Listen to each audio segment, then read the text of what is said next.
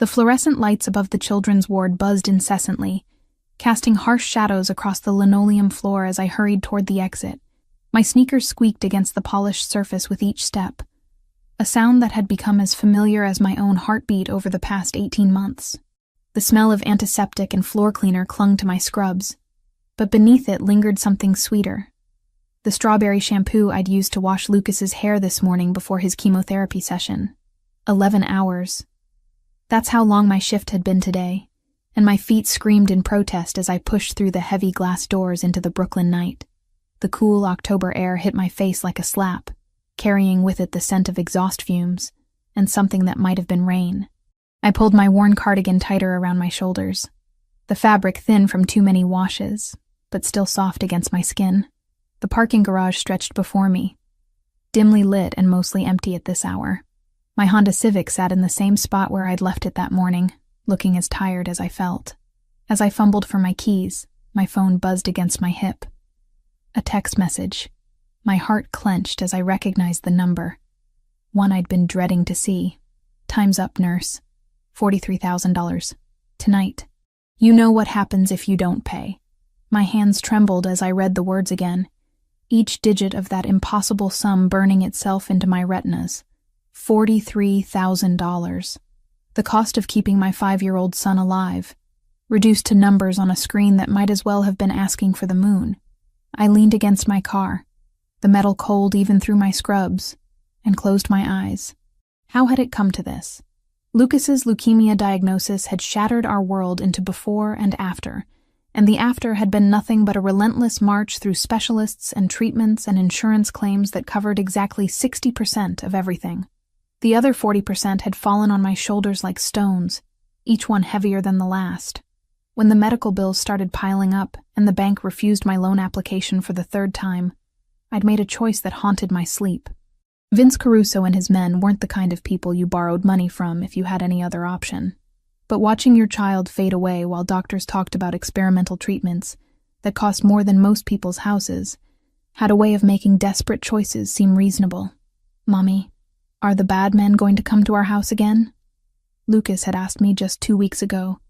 His green eyes, so much like mine, wide with the kind of fear no 5-year-old should carry. I'd smoothed his dark hair and promised him they wouldn't, but we both knew I was lying. Another buzz, another text. Corner of 5th and Industrial, 1 hour, come alone. Industrial District. Even the name sounded ominous. It was the part of Brooklyn where legitimate businesses went to die, replaced by warehouses and auto shops that stayed open too late and asked too few questions. Not the kind of place a 26-year-old pediatric nurse should be walking around at 11:30 at night. But what choice did I have? The late shift at the hospital paid time and a half. And every dollar mattered when you owed money to men who collected debts with baseball bats and tire irons. Mrs. Chen from 4B was watching Lucas tonight like she had so many other nights, her kind eyes never judging me for the hours I kept, or the shadows under my eyes that makeup couldn't hide anymore. I started the car, the engine coughing to life with a sound that reminded me it needed maintenance I couldn't afford.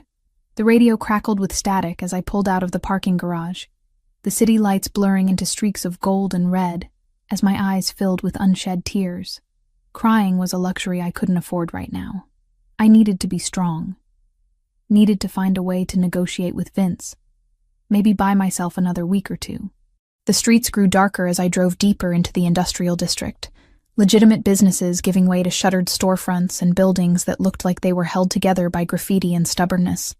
My GPS directed me through a maze of narrow streets that seemed designed to swallow people whole, each turn taking me further from safety and deeper into a world I didn't belong in. 5th and Industrial turned out to be a corner dominated by a chain-link fence and the kind of streetlight that flickered more than it illuminated. I parked across the street, my hands gripping the steering wheel so tightly my knuckles went white. 3 men stood in the shadows cast by a brick building, their cigarettes glowing like orange eyes in the darkness. Vince Caruso was easy to spot. Tall and lean with thinning hair and the kind of smile that never reached his eyes. The 2 men flanking him were broader, built like refrigerators with faces to match.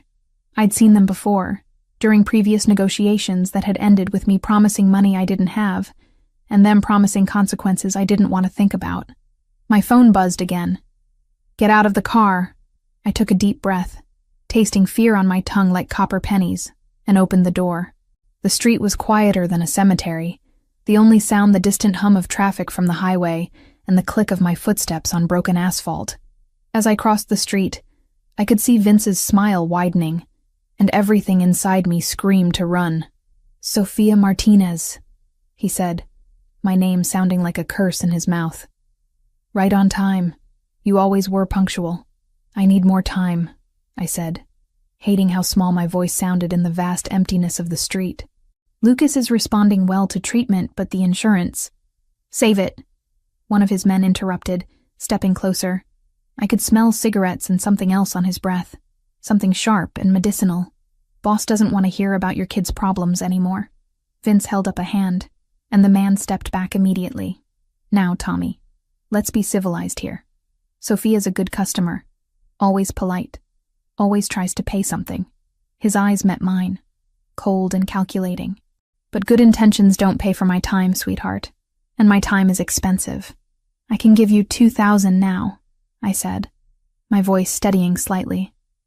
It was every dollar in my savings account, money I'd been hoarding for Lucas's next round of treatments.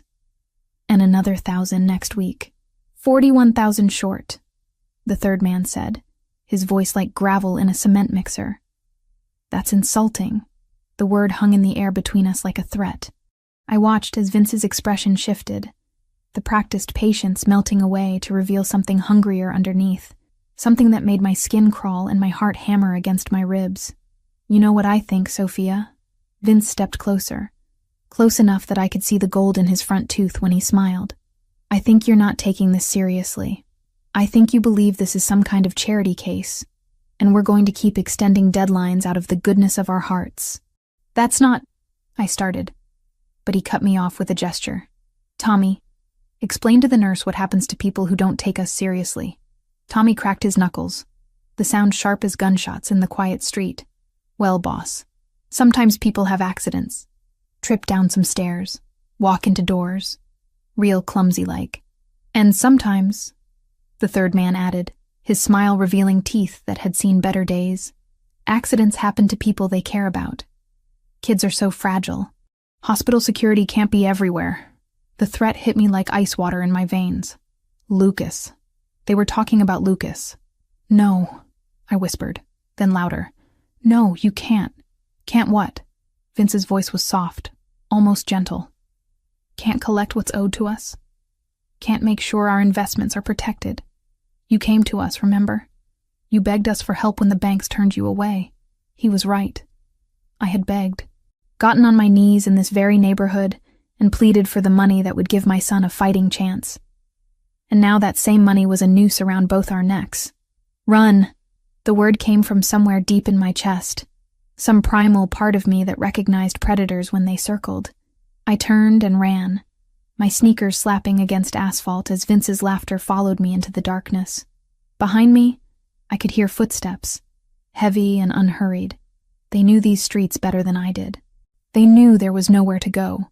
I rounded a corner and slammed into something solid, a chest that felt like a brick wall. Strong hands gripped my shoulders, steadying me as I stumbled backward, my heart hammering so hard I could hear it in my ears. "Please," I gasped, looking up at the stranger who'd caught me. "Please. They're going to hurt my son." I woke to sunlight streaming through windows that were definitely not mine. The bed beneath me was softer than anything I'd ever slept on. The sheets Egyptian cotton with a thread count that probably cost more than my monthly rent. For a moment, I lay perfectly still, letting my eyes adjust to the unfamiliar surroundings, while my mind struggled to piece together how I'd gotten here. The events of the previous night came flooding back in fragments, running from Vince and his men, colliding with a stranger outside that warehouse, the way those three predators had simply vanished when he'd stepped into the light. Alessandro. Even his name felt dangerous on my tongue. I sat up slowly, taking in the guest room that looked like something from a magazine spread. Cream walls adorned with what appeared to be original artwork, a sitting area with furniture that whispered of quiet wealth, and windows that overlooked manicured grounds that seemed to stretch forever. This wasn't just money, This was power. A soft knock interrupted my assessment. "Miss Martinez? Mr. Toretti would like to see you in his study." The woman who entered was middle-aged with silver-streaked hair pulled back in a perfect chignon.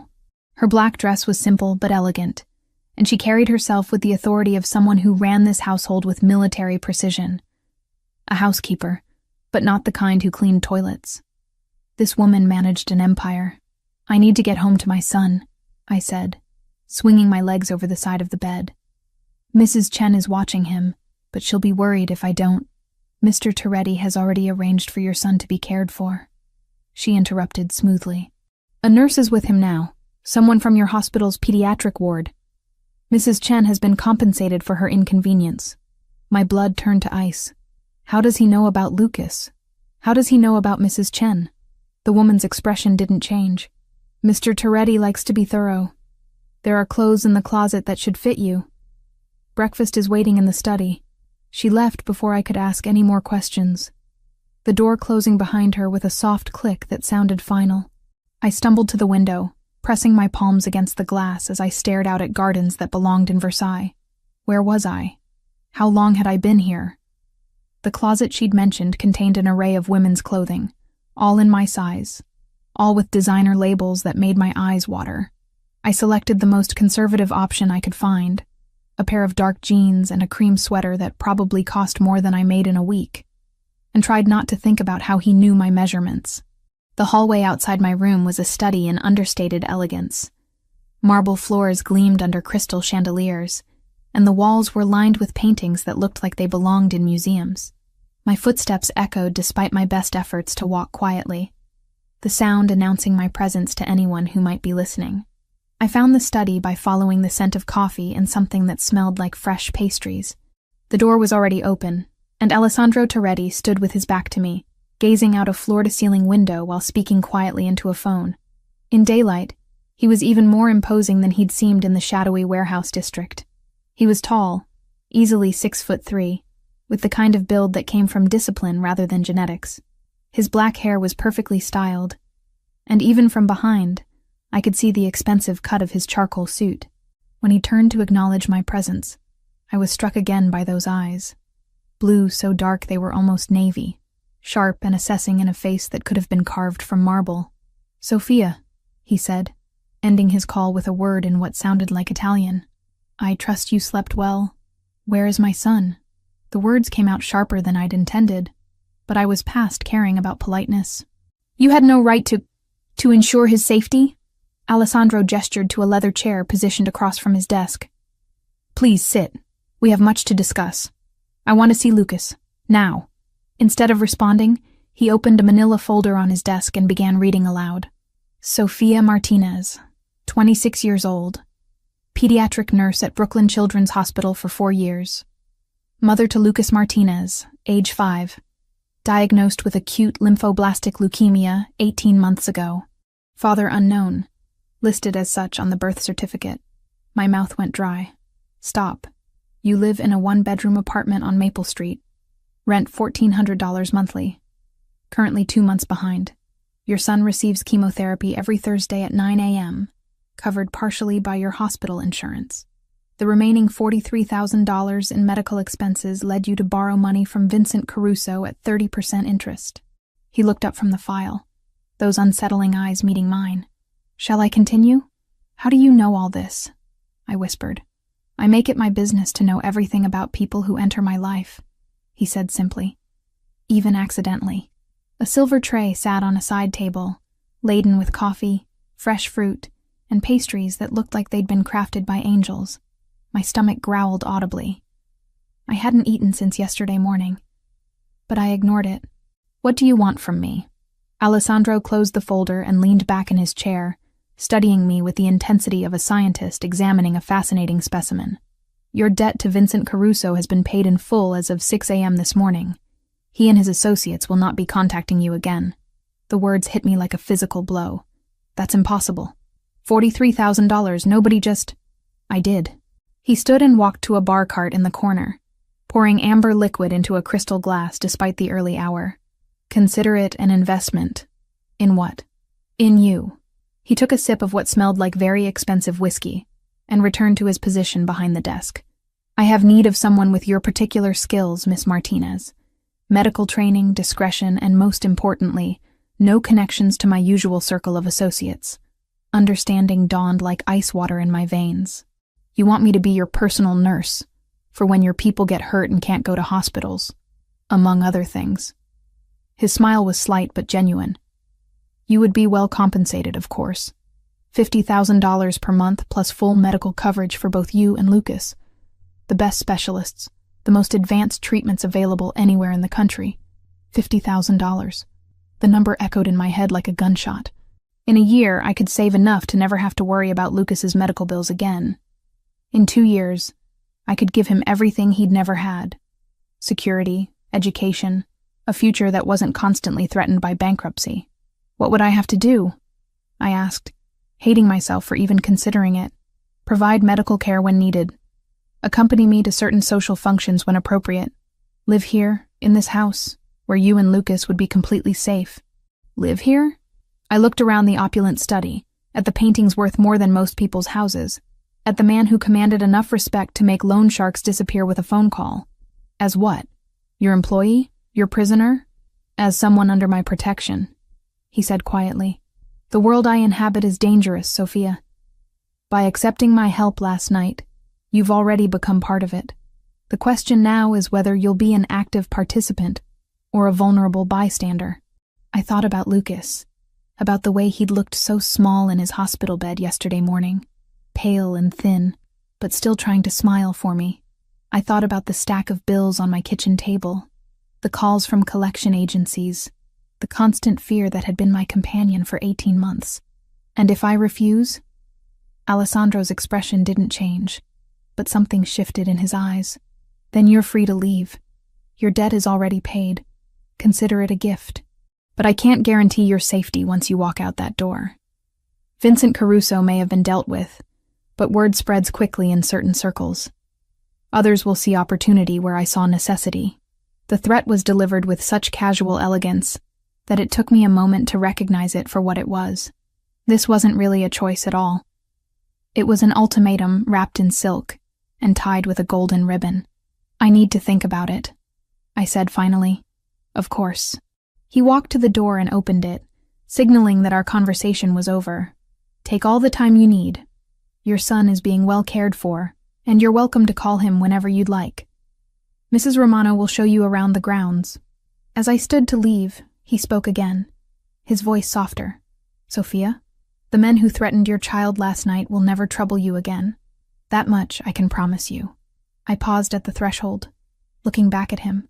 Why are you doing this? Really? For a long moment, he was silent. Then, quietly, because I understand what it means to fight for family. And because I recognize strength when I see it, even when it's wrapped in desperation. The door closed behind me with a soft click, leaving me alone in the hallway with the weight of an impossible decision and the growing certainty that my life had just changed forever. 3 days. That's how long I'd been living in Alessandro Toretti's mansion, and I still felt like an imposter every time I walked down those marble hallways. The guest suite had become my temporary prison, decorated in soft blues and creams that should have been soothing, but only reminded me that I was living in a gilded cage. I'd spoken to Lucas twice each day, always with Mrs. Romano standing discreetly nearby, always with the knowledge that my conversations were being monitored. He sounded good, better than he had in weeks. The private nurse Alessandro had arranged was apparently some kind of miracle worker, keeping Lucas engaged with educational games while managing his medication schedule with military precision. Mommy, when are you coming home? He'd asked during our morning call, his 5-year-old voice carrying that particular blend of confusion and loneliness that made my chest ache. Soon, sweetheart, I'd lied, staring out at gardens that probably cost more to maintain than my annual salary. Mommy's just taking care of some work things. Now, as evening painted the sky in shades of amber and rose, I found myself in the mansion's library, a room that belonged in an Ivy League university rather than someone's private home.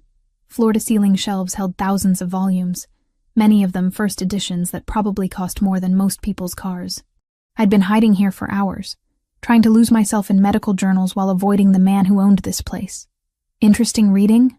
Alessandro's voice made me jump, the journal slipping from my hands and clattering to the floor.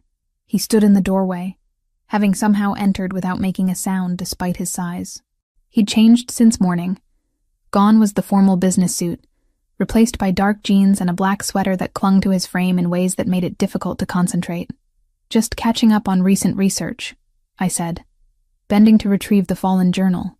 "Pediatric oncology advances." He moved into the room with that predatory grace I was beginning to recognize, settling into the leather armchair across from my reading nook. "For Lucas?" I nodded, not trusting my voice. The way he said my son's name, with genuine concern, rather than the calculating tone he used for business, did something strange to my insides.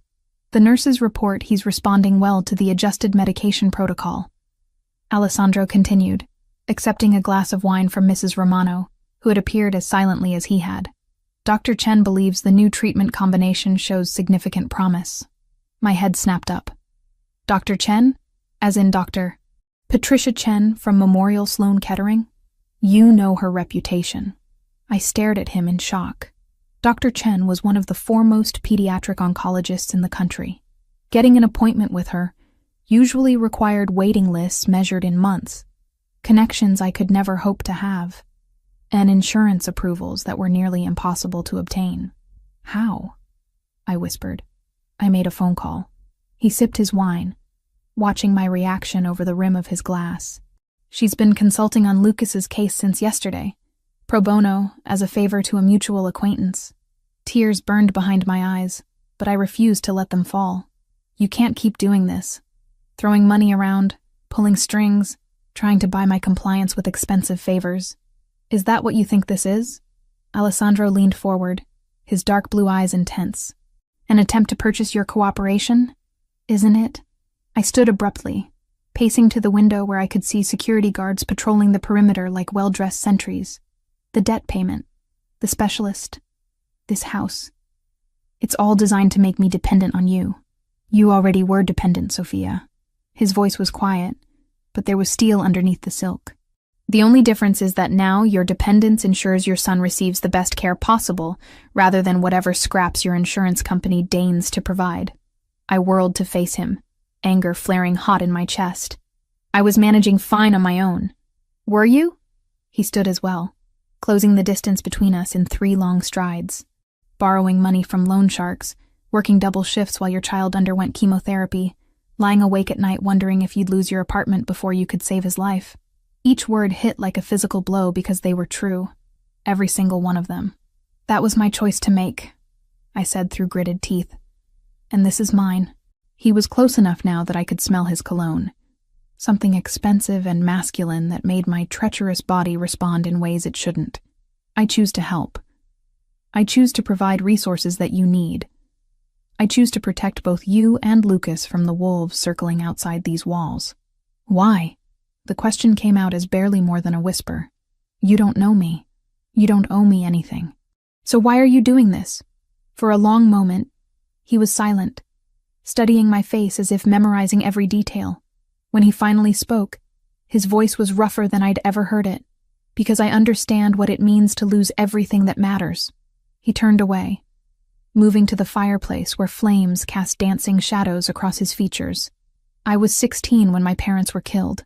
Car bomb, planted by the Kaczynski family during a territorial dispute that had been simmering for years." My anger deflated like a punctured balloon, replaced by something that felt uncomfortably like sympathy. I came home from school to find police cars in our driveway and neighbors whispering behind their curtains. He stared into the fire, lost in memories that clearly still haunted him. My father had been building something legitimate, trying to transition our family's interests away from the old ways. The Kaczynskis saw that as weakness. "Alessandro," I started, but he held up a hand. "I spent the next 18 years building an empire strong enough to ensure that what happened to my parents could never happen to anyone under my protection again. And I learned that sometimes the only way to save someone is to make choices they're not ready to make themselves." He looked at me then, and I saw something in those dark blue eyes that made my breath catch. Pain, yes, but also a fierce determination that was both beautiful and terrifying. "You remind me of him," He continued quietly. My father. The way you fight for Lucas, the sacrifices you make without complaint, the strength you show even when you're breaking apart inside. I recognize that kind of love because I watched it destroy and rebuild a man who was trying to create something better for his family. The admission hung in the air between us like a bridge neither of us was quite ready to cross. I should check on Lucas, I said finally, not trusting myself to respond to the vulnerability he'd just shown me. Of course. He moved to his desk, retrieving a small wrapped package. This came for you today. I took the package with trembling fingers, recognizing the childish scrawl of my son's handwriting on the brown paper. Inside was a drawing. Stick figures of a woman and a small boy holding hands under a rainbow, with I love you, Mommy, written in crayon across the top. He asked the nurse to help him mail it. Alessandro said softly, apparently he wanted to make sure you knew he was thinking about you. The tears I'd been holding back finally spilled over, hot tracks down my cheeks as I clutched Lucas's artwork to my chest. This man, this dangerous, powerful man who could end lives with a phone call, had ensured that a 5-year-old's gesture of love reached his mother when she needed it most. Thank you, I whispered. When I looked up, Alessandro was watching me with an expression I couldn't quite decipher, something intense and possessive, but also tender in a way that made my heart stutter. Sophia, he said, my name sounding like a prayer on his lips. There's something else we need to discuss. Before I could ask what he meant, Mrs. Romano appeared in the doorway, her usually composed expression tight with concern. Sir, there's been a development. Tommy called from the warehouse. Someone's been asking questions about Miss Martinez and her son. The warmth that had been building between Alessandro and me vanished instantly, replaced by the cold professionalism I'd seen that first night. His entire demeanor shifted, the vulnerable man who'd shared his painful history disappearing behind a mask of controlled authority. What kind of questions? He asked, already moving toward the door. The kind that suggest our involvement with Miss Martinez hasn't gone unnoticed, Mrs. Romano replied. Tommy thinks we may have been made. Alessandro cursed in what sounded like Italian, his hands clenching into fists at his sides. When he looked at me, I saw something that made my blood turn cold. Fear, not for himself, but for me. Pack a bag, he said quietly. We're leaving in 10 minutes. What? Why? What's happening? The Kaczynskis, he said grimly. It seems they've learned about my newest acquisition. The pediatric wing of Brooklyn Children's Hospital felt different when you were walking through it with a dozen armed men trying to look inconspicuous. Alessandro's security team had spread themselves throughout the corridors, some dressed as maintenance workers, others posing as visiting family members, but I could feel their presence like electricity in the air, coiled and ready to spring. Lucas is in room 314, I told Alessandro, as we stepped off the elevator. His chemotherapy session should be finishing soon. He nodded, his hand resting lightly on my lower back as we walked. The gesture was possessive, but also protective, and I found myself leaning into his touch despite every rational part of my brain screaming warnings. 3 days in his world had changed something fundamental inside me, shifting my perspective in ways I wasn't ready to examine too closely. Mommy! Lucas's voice rang out as we approached his room, and my heart clenched at the pure joy in that single word. When I pushed open the door, he was sitting up in the treatment chair, IV line still connected to his port, but color in his cheeks that hadn't been there in months. Hey, baby. I rushed to his side, careful not to disturb the tubing as I wrapped him in my arms. He smelled like strawberry shampoo and that antiseptic hospital scent, but underneath it was something else. Health, maybe. Hope. Look, Mommy. He held up a tablet displaying some kind of educational game. Ms. Jennifer taught me about the solar system. Did you know Jupiter has 79 moons? I did not know that, I said, fighting back tears as I smoothed his dark hair. He looked so much better than when I'd last seen him. Stronger, more like the energetic little boy he'd been before the cancer tried to steal his childhood. Ms. Jennifer, this is my mommy, Lucas announced proudly to the nurse who was monitoring his treatment. She works at a hospital too, but for all the kids, not just me. The nurse, Jennifer apparently, smiled warmly. Your mom and I have spoken on the phone, and this must be Mr. Alessandro. She extended her hand to Alessandro, who had been standing quietly in the doorway. Lucas has told me a lot about you. All good things, I hope, Alessandro said, stepping forward to shake her hand. When he approached Lucas's chair, his entire demeanor softened in a way that made my chest tight. How are you feeling today, champion? Really good, Lucas beamed. Ms. Jennifer says my numbers are the best they've been since I got sick, and Dr. Chen showed me pictures of my blood cells on her computer. They look like little fighting soldiers. Alessandro's eyes met mine over Lucas's head, and I saw something there that made my breath catch. Genuine affection for my son, not the calculated interest of someone playing a part, but real warmth. That's wonderful news, Alessandro said, crouching down to Lucas's eye level. Dr. Chen is one of the best doctors in the world. If she says your soldiers are winning, then they are. Are you my mommy's boyfriend? Lucas asked, with the blunt curiosity that only 5-year-olds possessed. Heat flooded my cheeks. Lucas, that's not... He's a friend, Alessandro said smoothly. A very good friend who cares about both you and your mommy very much. Before Lucas could ask any more embarrassing questions, Jennifer finished disconnecting his IV and began gathering her supplies. All done for today. You can go home whenever you're ready. Actually, Alessandro said, his voice taking on that careful tone I was learning to recognize. We need to make a slight change to the pickup routine. I was about to ask what he meant when I saw it. A man in a janitor's uniform mopping the same spot in the hallway for the 3rd time, his eyes constantly scanning the area around Lucas's room. But it wasn't one of Alessandro's men. The build was wrong, the movements too tense. Alessandro saw him too. I could tell by the way his posture shifted almost imperceptibly, his hand moving to rest inside his jacket.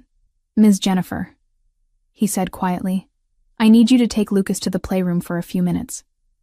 There's a security concern we need to address. The nurse looked confused, but professional. Of course. Come on, Lucas. Let's go see if they have any new puzzles. But I want to stay with Mommy, Lucas protested, picking up on the sudden tension in the room, even if he didn't understand it. I'll be right behind you, sweetheart, I promised, kissing his forehead. Go with Ms. Jennifer. I just need to talk to Alessandro for a minute.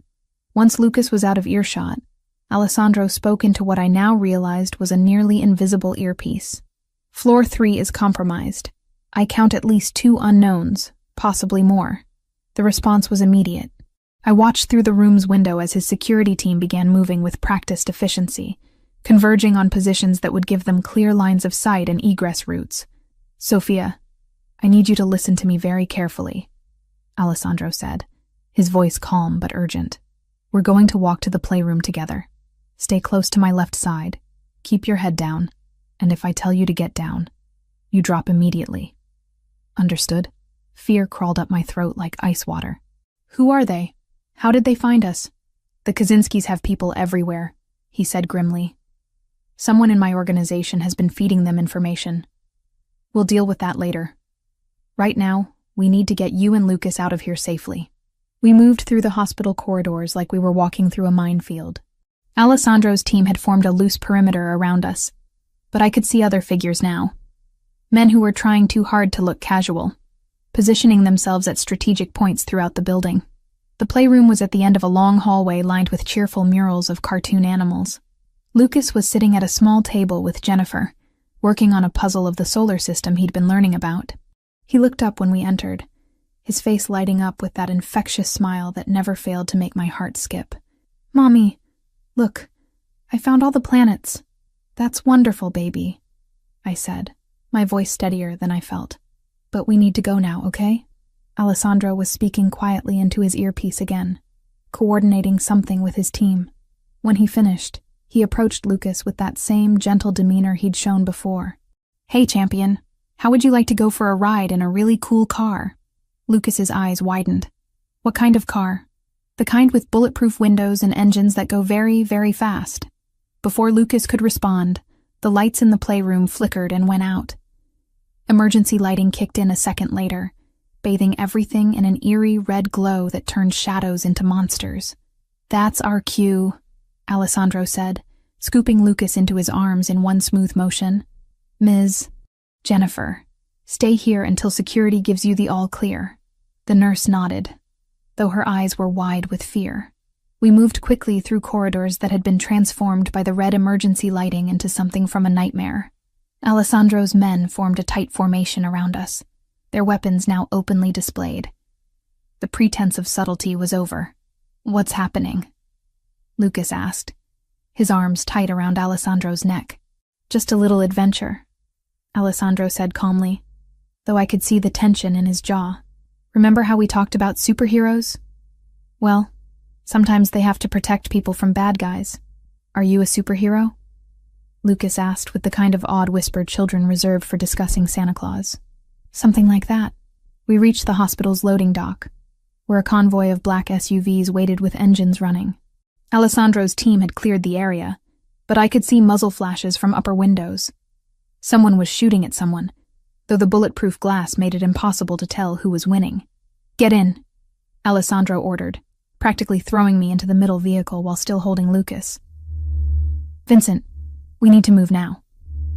The driver, Vincent apparently, nodded and gunned the engine before Alessandro had even closed the door. We accelerated out of the loading dock like we were fleeing the apocalypse, tires screaming against concrete as we merged into traffic. "Are the bad guys following us?" Lucas asked, his face pressed to the window as he watched the hospital disappear behind us. "Not anymore," Alessandro said with grim satisfaction, checking his phone. "My people made sure of that." I didn't want to know what that meant. As we drove through Queens toward whatever safe house Alessandro had prepared, he made a series of phone calls in rapid-fire Italian. When he finished, he looked at me with an expression that was equal parts apology and determination. "I'm sorry," he said quietly. "This is exactly what I was trying to prevent by bringing you to the mansion. But someone on my team has been feeding information to the Kaczynskis. Until I find out who, nowhere is completely safe." "What does that mean for us?" Alessandro's hand found mine, his fingers intertwining with mine in a gesture that felt natural despite everything. "It means we disappear for a while. Let them think they've won until I can identify the traitor and deal with him permanently." The way he said "deal with him" sent a chill down my spine, but I found myself nodding anyway, because somewhere between the hospital and this moment, I'd made a choice I hadn't even realized I was making. I trusted him. This dangerous, powerful man who had turned my life upside down. I trusted him to protect my son and me when no one else could, and that terrified me more than any number of Kaczynski assassins ever would. "Mommy," Lucas said sleepily, the adrenaline of our escape giving way to exhaustion. "Is Alessandro going to keep the bad guys away?" I looked at Alessandro, at the fierce determination in those dark blue eyes, at the way he held my son like Lucas was something precious that needed protecting. "Yes, sweetheart," I whispered. "I think he is." And as our convoy disappeared into the maze of Queens traffic, I realized I actually believed it. The safe house in Queens turned out to be a modest brick townhouse that looked like every other building on the block. Inside, however, it was fitted with enough technology to run a small military operation. Lucas had fallen asleep during the drive, and Alessandro carried him upstairs to what would be our temporary bedroom while I tried to process how completely my life had derailed. "He's exhausted," Alessandro said quietly when he returned to the living room where I was sitting on a couch that had seen better days. The nurse left his medication schedule. "I've arranged for a pediatric oncologist to make house calls until we can move to more permanent accommodations." "More permanent accommodations?" I repeated, the words feeling foreign on my tongue.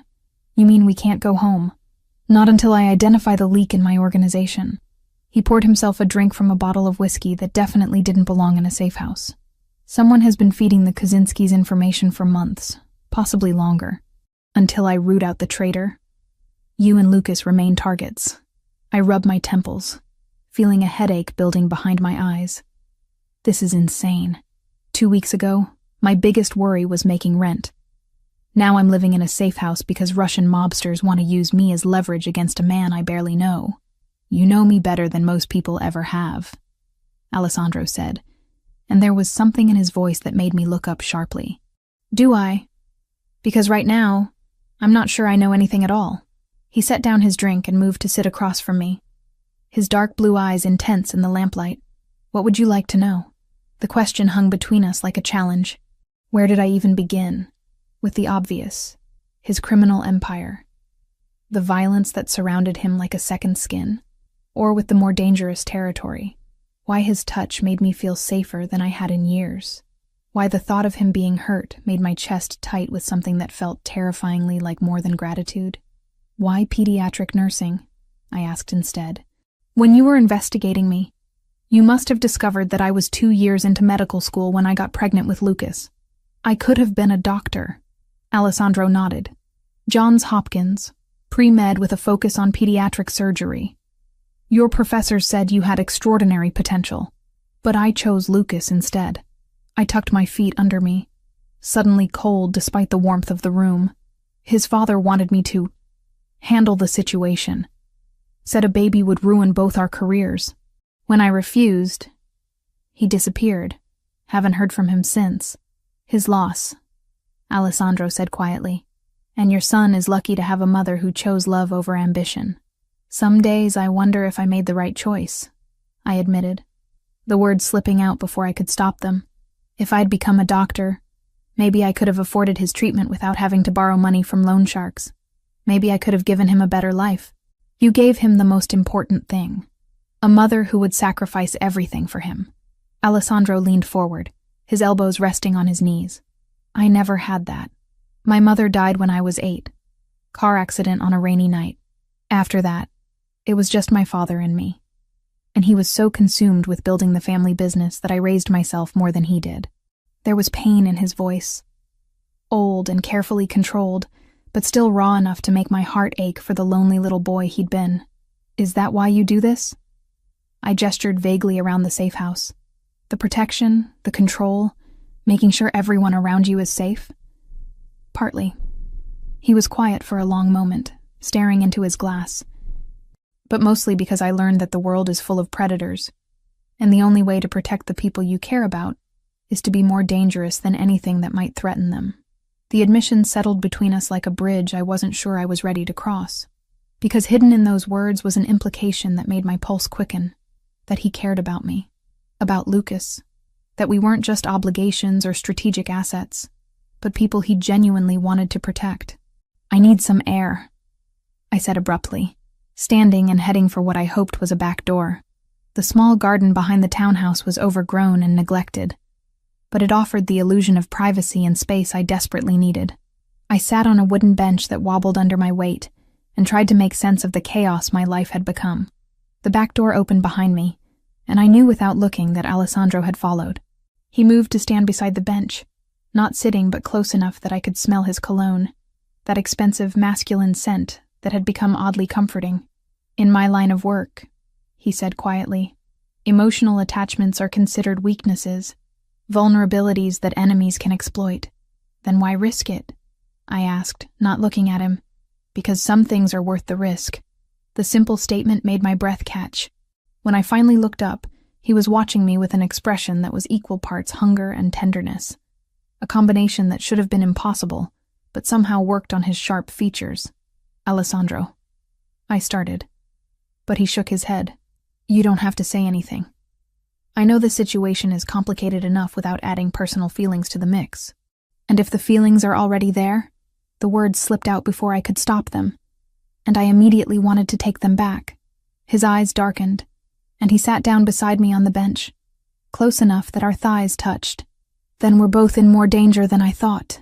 Before I could respond, his phone buzzed with an incoming call. Alessandro glanced at the screen and cursed under his breath. I have to take this, he said, answering with a sharp, what? I couldn't hear the other side of the conversation, but I watched Alessandro's face go through a series of expressions. Surprise, anger, and finally something that looked like cold fury. Are you certain? He asked, his voice deadly quiet. How long has this been going on? Another pause. Then, bring him to the warehouse. I want to handle this personally. He ended the call and sat staring at his phone for a long moment before speaking. They found the leak, he said finally. Who was it? Alessandro's jaw tightened. Tommy Marconi, my lieutenant for 10 years. Someone I trusted with my life, with my secrets, with knowledge of everyone under my protection. The betrayal in his voice was devastating to hear. This wasn't just about business or territory. This was personal. Someone Alessandro had considered family had been selling information to his enemies, putting not just him at risk, but everyone who depended on him for protection, including me, including Lucas. What happens now? I asked. Now, Tommy pays for his betrayal. Alessandro stood, and I could see the transformation happening in real time. The man who had shared his painful history with me, disappearing behind the mask of someone capable of terrible things. And then, we make sure the Kaczynskis understand the cost of threatening what's mine. The possessive pronoun sent a shiver down my spine that had nothing to do with fear. I should go, he continued, checking his weapon with practiced efficiency. Vincent will stay here with you and Lucas. There are 2 other men positioned around the block, and the house has a state-of-the-art security system. You'll be safe. And you? The question came out more vulnerable than I'd intended. Alessandro paused at the back door, looking over his shoulder at me. I'll come back, he said simply. I promise you that. After he left, I sat in the garden for a long time, listening to the distant sounds of city traffic and trying to process everything that had happened. Somewhere upstairs, my 5-year-old son was sleeping peacefully, unaware that his life had become the center of a war between criminals who saw him as nothing more than leverage. But to Alessandro, Lucas was more than that. I'd seen it in the way he'd carried my son out of the hospital. The gentleness in his voice when he'd promised Lucas that the bad guys couldn't hurt him anymore. Alessandro Toretti, a man who commanded an empire built on fear and violence, had fallen for a sick little boy's courage and innocence, just like he'd fallen for his mother's desperation and determination to save that little boy at any cost.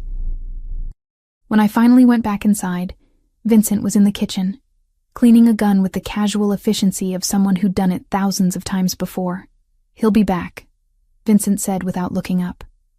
Mr. Toretti doesn't make promises he can't keep. How can you be so sure? Vincent looked at me then, and I was surprised to see something like amusement in his eyes, because in 10 years of working for him, I've never seen him care about anything the way he cares about you and your son. And Alessandro Toretti would burn down half of Brooklyn before he'd let anything happen to the people he protects. I went upstairs to check on Lucas, who was sleeping curled around a stuffed dinosaur that I didn't recognize. Probably something Alessandro had thought to bring from the hospital. My son looked so peaceful, so normal, that it was hard to believe we were hiding from people who wanted to use him as a weapon.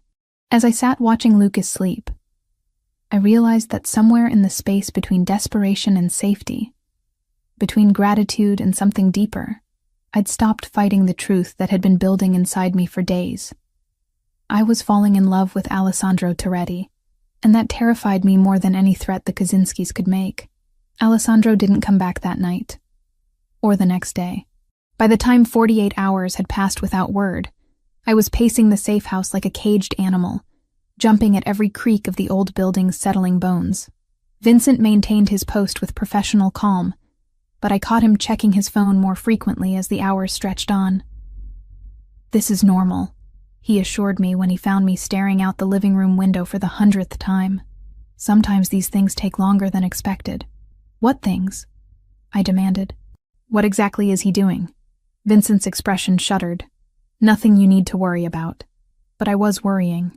I was worrying about what Alessandro might be doing to Tommy Marconi, what the Kaczynskis might be planning in retaliation, and most dangerously, what it meant that my heart clenched with genuine fear every time I thought about Alessandro being hurt. Lucas, thankfully, seemed oblivious to the tension. He'd adapted to our temporary living situation with the resilience that only children possessed, turning the safe house into his personal playground while maintaining his medication schedule with the help of Dr. Patterson, the pediatric oncologist Alessandro had somehow convinced to make house calls. "Mommy, when is Alessandro coming back?" Lucas asked on the 3rd morning, looking up from the tablet where he was playing an educational game about marine biology. "Soon, sweetheart," I said, hoping I wasn't lying. "Good. I want to show him the whale facts I learned." The simple statement twisted something in my chest. In less than a week, Alessandro had somehow become important to my son, not just as a protector, but as someone Lucas genuinely cared about, someone he looked up to and wanted to impress, just like his mother. I was still processing that uncomfortable truth when my phone rang. Alessandro's number flashed on the screen, and I answered so quickly I nearly dropped the device. Sophia. His voice was rough, like he'd been shouting or hadn't slept. Are you and Lucas safe? We're fine. Where are you? Vincent said. Vincent doesn't know everything. There was noise in the background. Voices, machinery, something that sounded like construction. I need you to listen carefully. In about 6 hours, Viktor Kaczynski is going to make a move. I've disrupted his operation significantly, and he's going to respond by trying to take what he thinks I value most. Ice flooded my veins. Us. Yes, but I'm not going to let that happen. His voice hardened. Vincent has instructions to move you to a secondary location if I'm not back by 4 p.m. You're to go with him without argument, no matter what you might hear or see. Alessandro, what's going on? What did you do? Silence stretched across the connection, filled only by that background noise that I was beginning to think might be screaming. I did what was necessary, he said finally. Tommy is no longer a problem. Neither are the 3 Kaczynski soldiers he'd been feeding information to, but Viktor knows I'm coming for him now, and desperate men do desperate things. Come back, I whispered. Whatever you're planning, whatever you think you need to do, just come back. We'll figure out another way. There is no other way, Sophia. His voice softened slightly. This ends now, one way or another, but I need to know you and Lucas are safe before I can finish it. The line went quiet, and for a moment I thought he'd hung up. Then, I love you. The words hit me like a physical blow, stopping my breath in my throat. Not just because he'd said them, but because of how he'd said them. Like a goodbye. Alessandro, I love you, he repeated stronger this time. And I love that little boy who asks about whale facts and calls me a superhero. I need you to know that, in case. Don't. Tears were streaming down my face now. Don't you dare say goodbye to me. Then don't let this be goodbye. His voice was steady now, controlled. When this is over, when you're both safe, I want to take you home. To our home. I want to wake up next to you every morning and help Lucas with his homework and maybe give him a little brother or sister to boss around. The future he was painting was beautiful and terrifying and completely impossible, except that I found myself wanting it with a desperation that rivaled my need to keep Lucas alive. Come back to us, I said through my tears. Whatever it takes, just come back. I'll try, he promised. But if I don't, you will. I was crying openly now, not caring that Vincent was watching from the kitchen doorway. You have to, because I love you too, you insane, dangerous, impossible man. And I'm not raising your son without his father. The silence that followed was different, charged with something that felt like hope rather than despair.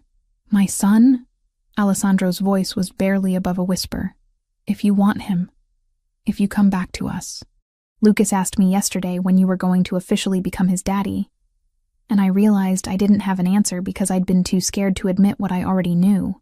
Sophia, I choose you, I interrupted, the words rushing out before I could lose my nerve. I choose this life, this crazy, dangerous world you live in. I choose you and whatever comes with loving you, because the alternative is living without you, and I can't do that anymore. Jesus, Sophia. His voice was rough with emotion. You don't know what you're saying. I know exactly what I'm saying. I'm saying I love you. I'm saying I want to be yours, officially and permanently and in every way that matters. I'm saying that if you die on me before we have a chance to figure out what this is between us, I will never forgive you. Another long silence. Then a sound that might have been laughter or a sob. Hold that thought, Alessandro said. I'm coming home. The line went dead, leaving me staring at my phone through tears that I couldn't seem to stop. Vincent approached slowly, like I might bolt if he moved too fast. He'll be back, Vincent said quietly. I've never seen Alessandro Toretti lose a fight, and he's never had more reason to win one. What if he doesn't? The question came out small and broken. What if Viktor Kaczynski is smarter or faster or just luckier? Then we make sure you and Lucas disappear so completely that no one will ever find you, Vincent said with absolute certainty. That's what Alessandro would want, and that's what we'll do. But it won't come to that. How can you be so sure? Vincent smiled, and for the first time since I'd met him, he looked almost human, because Alessandro just got something worth living for. And men like him don't give up things worth living for without a fight that shakes the foundations of the earth. Over the next few hours, I tried to keep myself busy by helping Lucas with his studies and reviewing his medical charts with Dr. Patterson, but my mind kept drifting to Alessandro, to the future he'd painted for us, to the impossible choice I'd made to embrace a life I'd never imagined wanting. At 3:30, Vincent's phone rang. He answered with his usual terse, "Yeah," but his expression changed as he listened. When he hung up, he looked at me with something that might have been relief. "Boss is 20 minutes out," he said. "He wants me to tell you that Victor Kaczynski is no longer a problem." "What does that mean?" "It means," a familiar voice said from the front door, "that no one will ever threaten my family again." I turned to see Alessandro standing in the doorway, and my heart stopped. He was alive, whole, and looking at me like I was the most precious thing in the world. His suit was torn and stained with something I didn't want to identify. There was a cut above his left eyebrow, and his knuckles were scraped raw. But he was here. He was home. "Alessandro!" Lucas launched himself across the room, and Alessandro caught him in an embrace that made my chest tight with emotion. "Hey there, champion. Did you take care of your mom while I was gone?" "I did, and I learned about blue whales. Did you know they're the biggest animals that ever lived?" "I did not know that," Alessandro said solemnly. "You'll have to tell me all about it." Over Lucas's head, Alessandro's eyes met mine, and I saw everything I needed to see there. Love, relief, and a promise that this was just the beginning. "Sophia," he said quietly, setting Lucas down but keeping one hand on my son's shoulder. "We need to talk." "Later," I said, moving toward him with purpose. "Right now, I just need to do this." I kissed him in front of Vincent and Dr. Patterson and my 5-year-old son, and I didn't care who was watching. Alessandro's arms came around me immediately, holding me against him like he was afraid I might disappear. "I kept my promise," he whispered against my lips. "I knew you would," I whispered back. "Now keep the rest of them." I should have known it wasn't over. In the world Alessandro inhabited, nothing was ever truly finished until every threat was buried 6 feet under.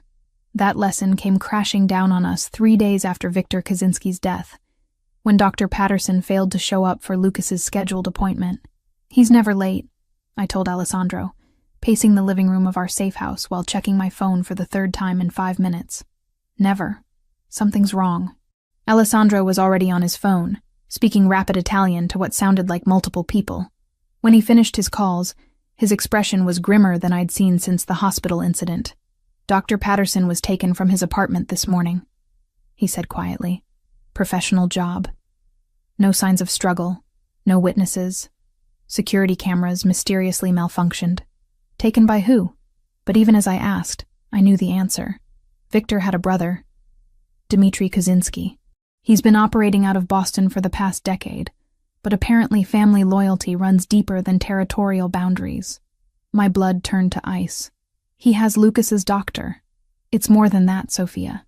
Alessandro moved to the window, checking something in the street below. "Dmitry doesn't just want revenge for his brother.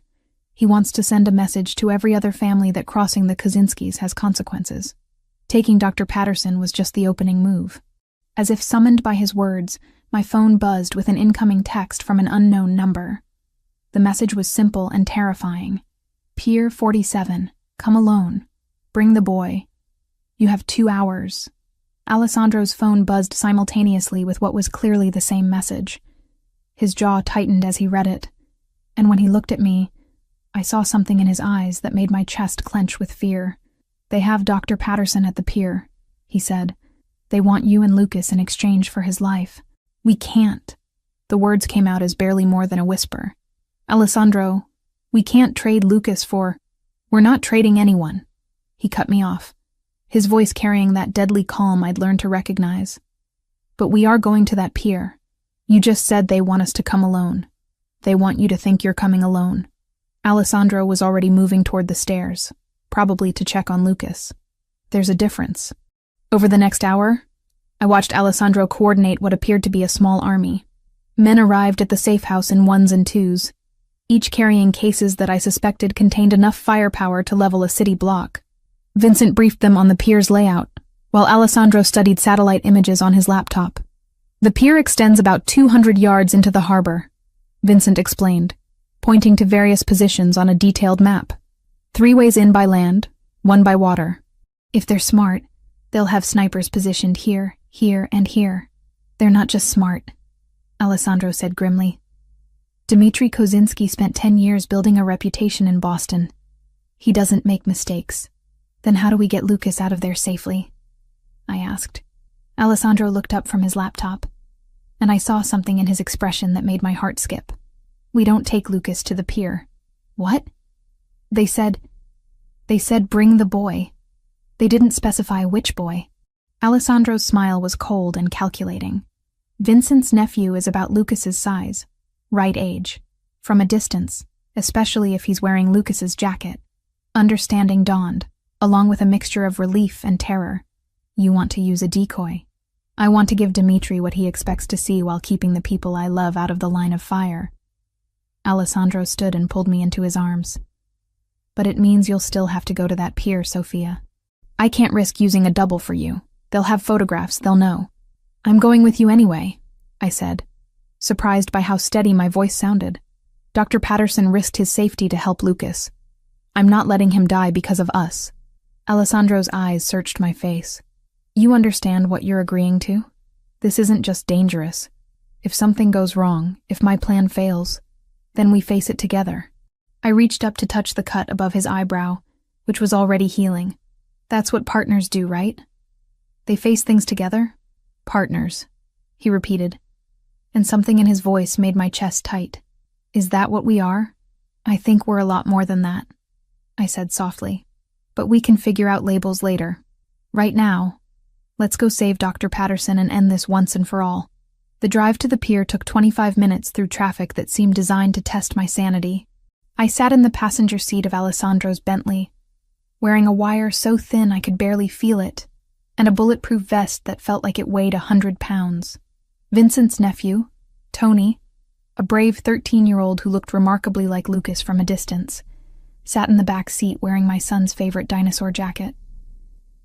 Remember, Alessandro said for the 10th time, you follow my lead exactly. If I tell you to get down, you drop immediately. If I tell you to run, you run, and don't look back. And if something happens to you, nothing's going to happen to me. He squeezed my hand briefly. I have too much to live for now. Pier 47 stretched into New York Harbor like a concrete finger pointing toward the Statue of Liberty. At 7 p.m., it should have been bustling with tourists and evening fishermen.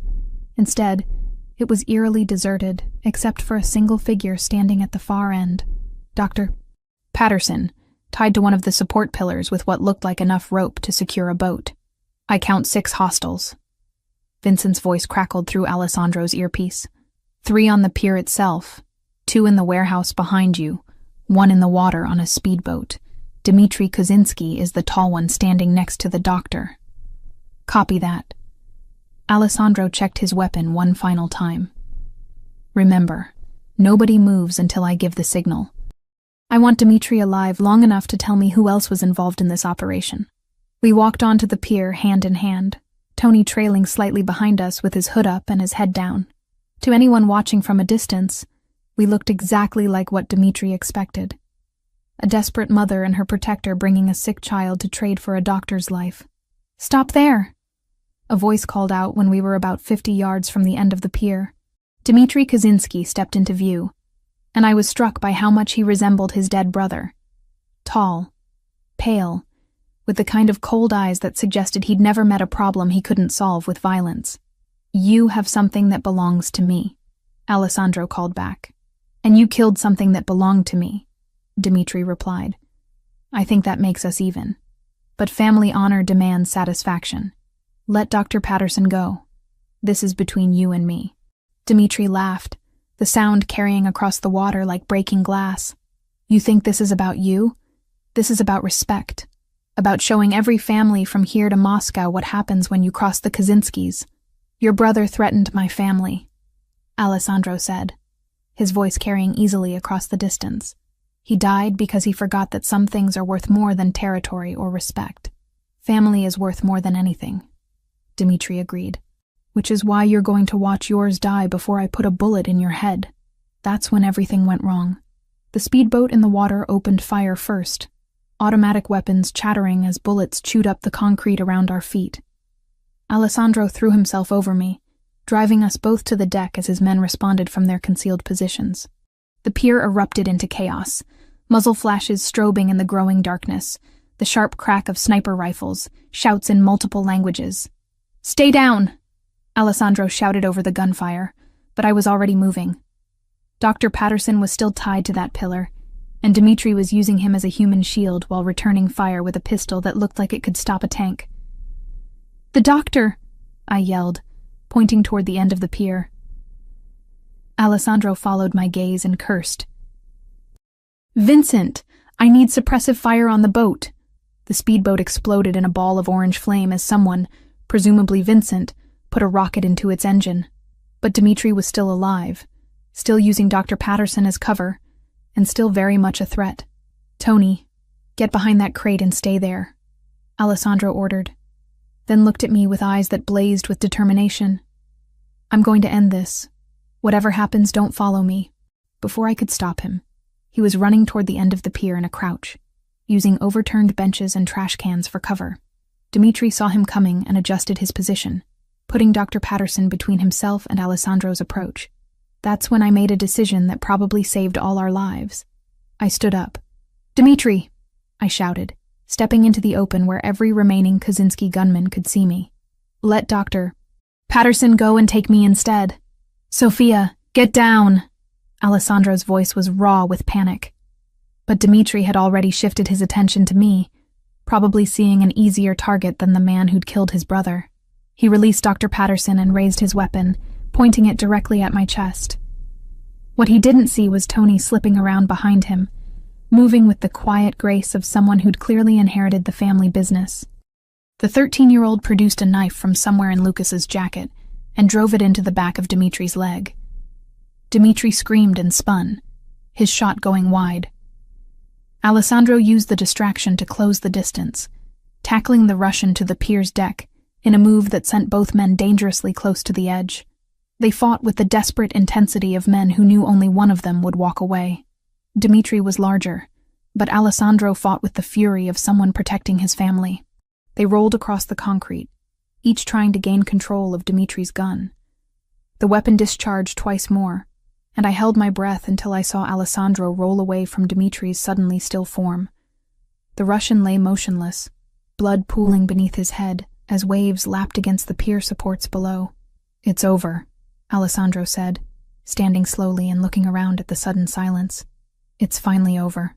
I ran to him, throwing my arms around his neck, despite the blood on his clothes and the exhaustion in his eyes. "Are you hurt?"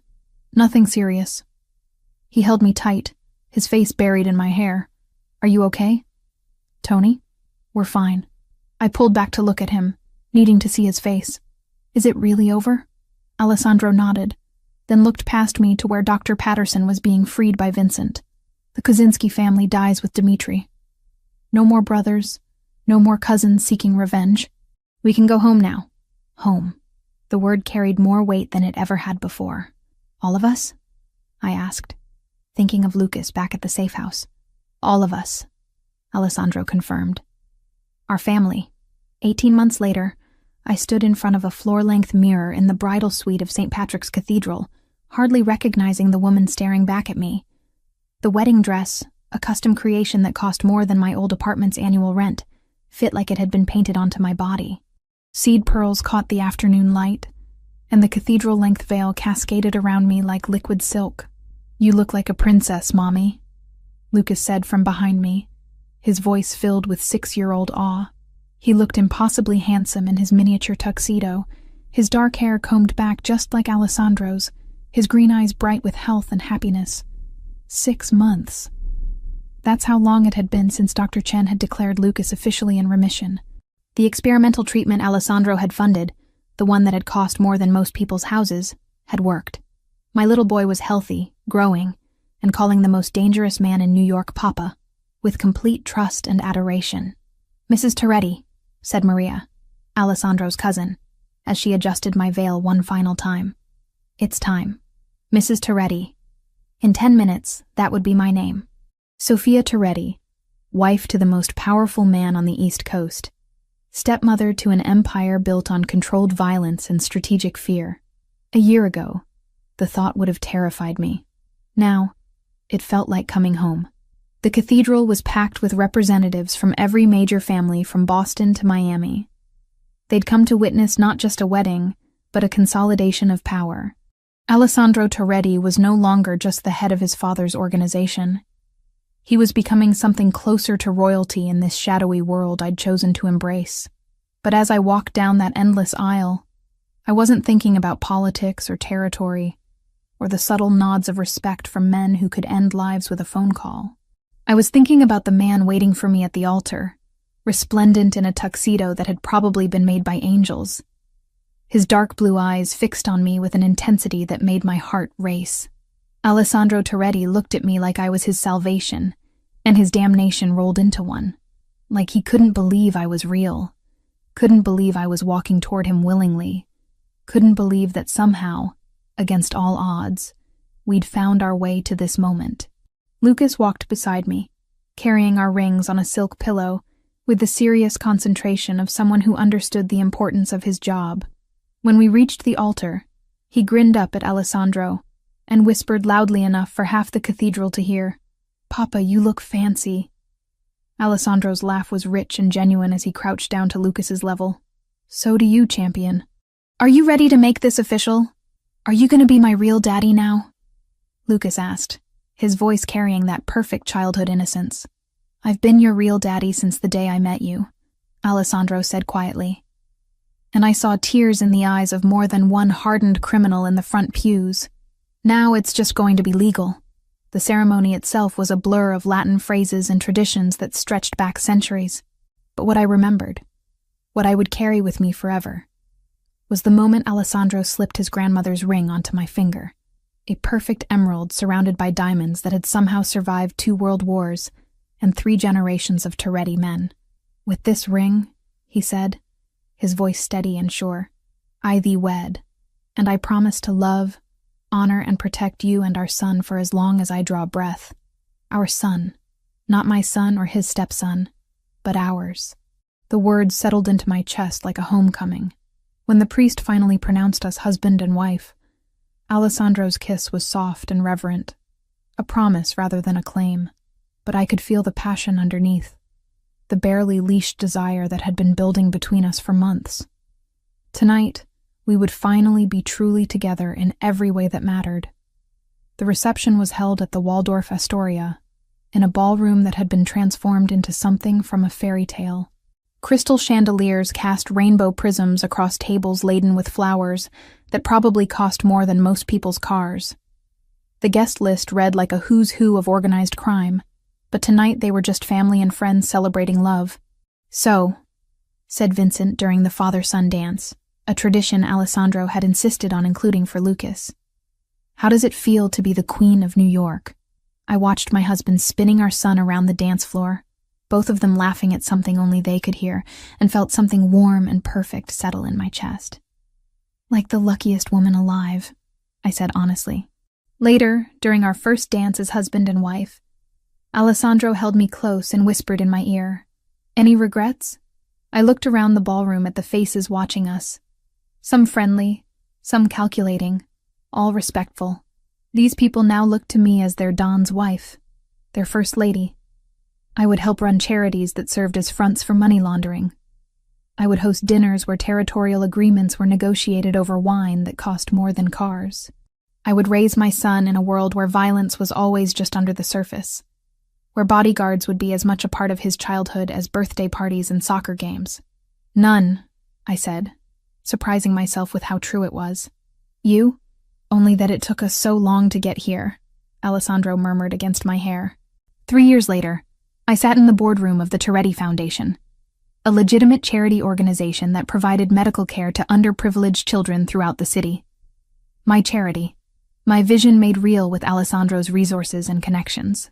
The new pediatric wing at Mount Sinai is officially open, reported Dr. Chen, who now served as our medical director. We've already treated 47 children this month alone, including 12 pro bono cases. What about the research grant applications? I asked, reviewing the quarterly reports spread across the conference table. Approved, said Michael Romano, our CFO and Mrs. Romano's son. The Martinez Foundation for Pediatric Cancer Research is now fully funded for the next 5 years. The Martinez Foundation, named after my maiden name, dedicated to ensuring that no parent would ever have to choose between their child's life and financial ruin. It was Alessandro's wedding gift to me. $10 million to start, with a promise of unlimited funding as long as children needed help. Excellent. What about the new clinic in Queens? As we reviewed plans for expanding our medical outreach, I felt a familiar flutter in my abdomen. 7 months along, and our daughter was already making her presence known. Isabella Rose Toretti, named after Alessandro's grandmother and the flower I'd been holding when we first met. You should be resting, Alessandro said from the doorway, having arrived to collect me for lunch as he did every day.